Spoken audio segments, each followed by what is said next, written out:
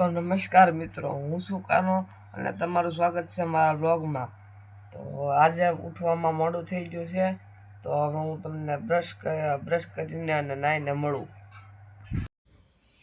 તો મિત્રો, હવે આપણે ઉપાડી લીધું છે બ્રશ અને હવે આપણે કરીશું બ્રશ.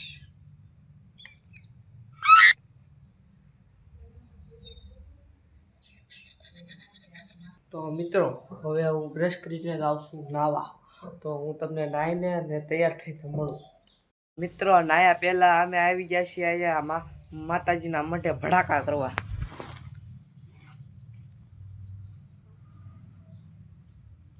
તો મિત્રો, હવે હું તમને ભડાકા કર્યા પછી મળું. તો મિત્રો, હું હવે થોડી ચાંદલિયા, મેં ઘણાને મોકલો ચાંદલિયા લેવા, તો હમણાં ચાંદલિયા લઈને આવતો જ છે.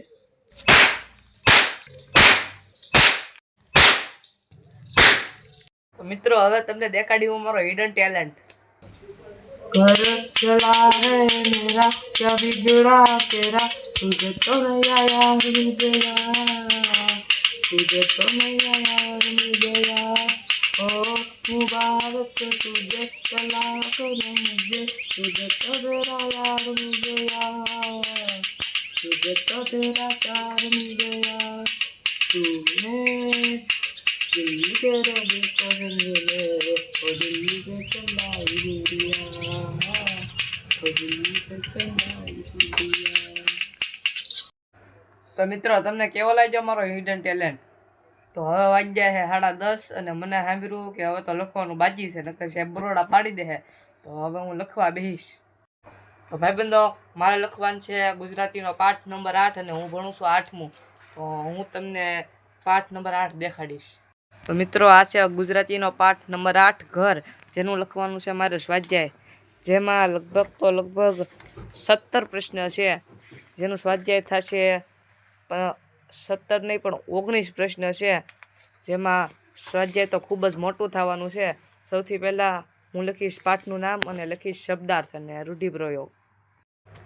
તો મિત્રો, મને લખવાનું મન થતું નથી ને લખવું પડે એમ છે, કારણ કે પાઠ આખો લખવાનો છે અને સાહેબ આ જોવાના છે. જો નહીં લખી તો સાહેબ માઇક પાડી દે. શું કરવું હવે? મને ચડ્યા છે કંટાળો. લખવાનું મન તો કોઈ સામે થાય નહીં અને હમણાં નજીકમાં આવે છે પરીક્ષા, તો લખવું તો પડે એમ જ છે. મિત્રો, આ પાઠ તો આજ લખાશે નહીં, કારણ કે આના શબ્દાર્થ 2 પેજના છે અને પાઠમાં કુલ 19 પ્રશ્નો છે, જેમાં વાતચીત અને પ્રશ્નો આવી જાય છે. એટલે આ પાઠ તો થવાનો છે મોટો અને 1.5 કલાકમાં લખાઈ જાય મને એવું લાગતું છે. નહીં, 1.5 નહીં પણ 1 કલાક, 1 જ કલાક છે મારી પાસે આ પાઠ લખવા માટે. મને લાગતું નથી કે આ પાઠ લખાઈ રહે અત્યારે.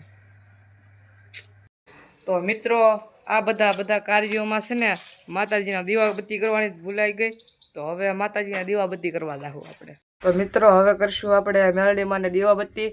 આ મેલડી માતાજી છે તે અમારા ઘરની સાથે આવેલા છે. જ્યારે અમે ઘર લીધું ત્યારે આ માતાજી સાથે જ હતા.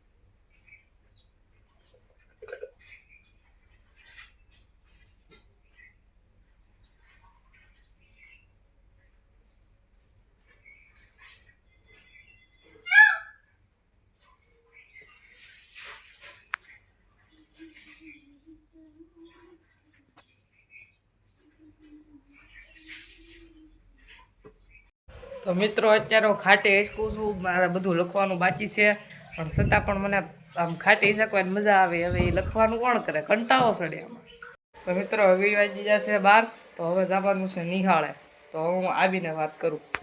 તો મિત્રો, હવે હું આવી ગયો છું નિહાળેથી.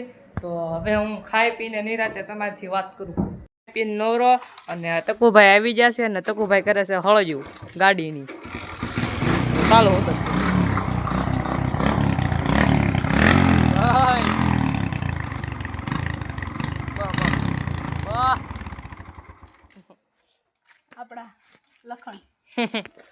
તો મિત્રો હમણાં હું ગયો તો સાસ લેવા, ત્યાં અમારી ત્યાં ડુંગર છે ને ત્યાં આવ્યો છે એક સિંહ.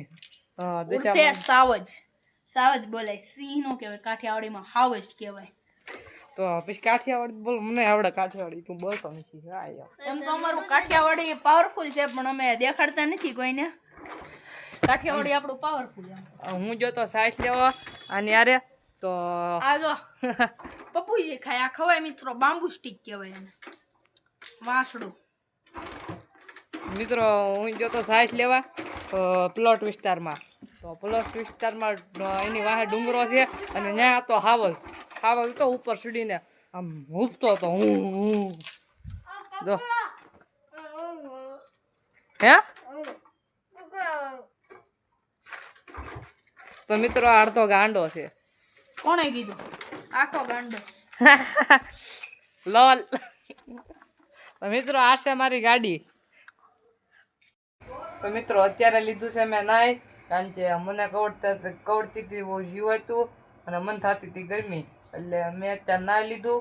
હવે વાગી જશે 7, તો હું જાય હવે દૂધ લેવા. તો હવે હું દૂધ લઈને આવીને મળું.